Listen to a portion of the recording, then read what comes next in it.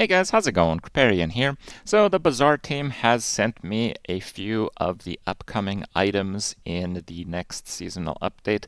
It's going to feature a new hero called Stelle. Stelle is like a master of machines and vehicles, and it introduces a new mechanic called flying. So this is flying. This is like a new keyword in the Bazaar. Item is considered flying and is affected by freeze and slow for half the duration. So this is pretty strong. I don't think it will really matter too much. People that want slow triggers, they will still use slow. People that want a little bit of freeze, they'll still use freeze. Now, when it comes to how good an item is, it really has to do with synergy, with how it works with the other items, with the other skills. We don't have anywhere near the kind of full information that we need to say that something is really good or just okay, and also that these items can still change. The update is going to be coming Wednesday, so we'll see. But it gives us a little bit of a look into the future and get some kind of idea as to what Stelle might bring to the table. So first item that I have is Binoculars, and it has a new little tag there with an upgrade. So when you buy or upgrade this, get or upgrade the target acquisition skill. So it's an item that actually gives you a skill. This is the first of its kind, so I guess they kind of made that system work because maybe it's the first of many of its kind. And at the start of each fight, your target acquisition skill crit chance increases by 2. Target acquisition, as shown below, your flying items have plus 10% crit chance. So basically, if you are using flying stuff, at least mostly, it kind of works like that Vanessa crit skill that scales based on how many combat fights you had. And that is really strong. That is one of the strongest skills Vanessa has, so this is going to be very good. Now, it does take up a space on your board, but given that it's a bronze item, just getting that skill even at bronze when you buy it is just really, really good.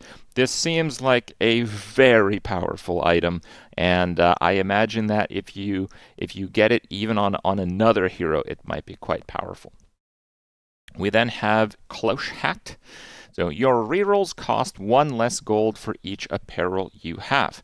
Now, the few items that we've seen from Stelle do not include an abundant amount of apparel, so it's not like you basically get free rerolls. Maybe given your certain setup, you might have free rerolls, but most rerolls are 2 or 4 gold for most vendors.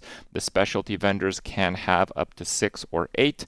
Now, it is a little bit better than just vendors because sometimes when you level up and you're given like an option of skills, I imagine it affects those as well because it doesn't say necessarily the merchant rerolls. It just says rerolls. So I kind of compare this to the rewards card that Pygmalion has, and the rewards card typically you're going to have it at silver or gold, and it's plus 4 or plus 6 gold whenever you go to a vendor.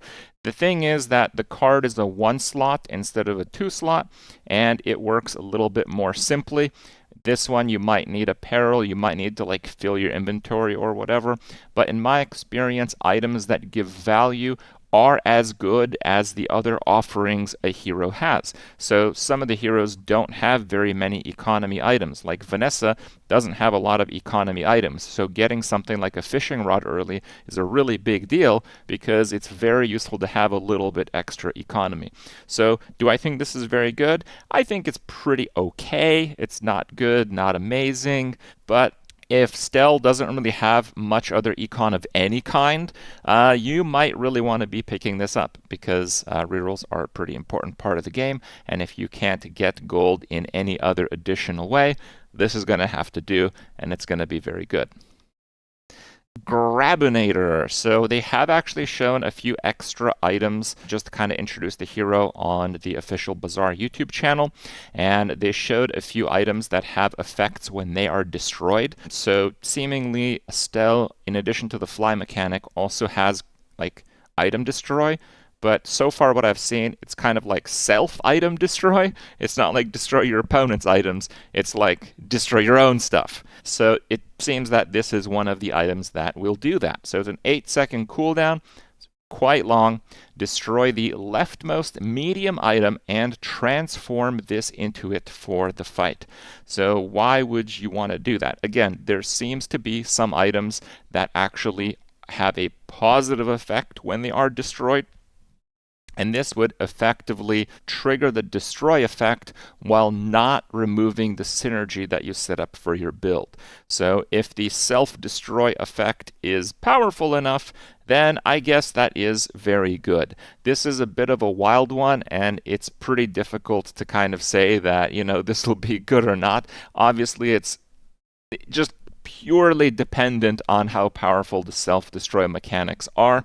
But I will say that an item that starts gold, so you get it later in the game, you can only find gold items on day 5 or later in the vendors, and has an 8-second cooldown, that just seems really slow. So we'll see if that will work out or not. We also have a new type of mechanic, which is an Inflight Meal. So it is kind of an item, and it has a quest effect, and also it has a sell effect. So thematically, it's very cool. Baseline, is the item good? Not really. So when your items start flying, there's a lot of items that we've seen even from the introduction of Stelle that basically trigger flying on their cooldown, like one of your other items goes flying or something like that. So when your item starts flying, it gains the heal bonus for the fight. But, a medium silver item healing for a baseline 50, okay, maybe you go to 100, maybe you go to 150, it's still relatively weak. And to complete the quest, you get the double max health gain, which is the sell effect. It's probably one of those items where you pick up in the mid-game and you sell it because 10% health is a pretty sizable amount when you get there in the levels. The levels in the Bazaar are not like a set steady amount of HP. Like when you get your first level, you get like 100 health. It's not very much. And then it goes up, but it goes up tremendously. It goes up to the several thousands in the teens for the levels. So, in that stage, if you are able to kind of hoard this in your stash, this can have a really big payout. But as you'll see here, and with the apparel reroll discount, it might be a pretty crowded stash, and whenever you have systems that compete with each other for space, it can get a little bit tricky to get too many. This is the final item I'm going to show you guys from my batch. It is the Orbital Polisher. So when you sell this, enchant your leftmost small item of the same or lower rarity with shiny.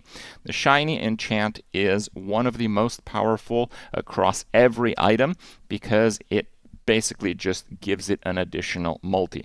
Now, some items that already have multi don't benefit from shiny as much. If you have an item like the dive weights, if you have like 10 ammo on it, giving it shiny just puts it to 11.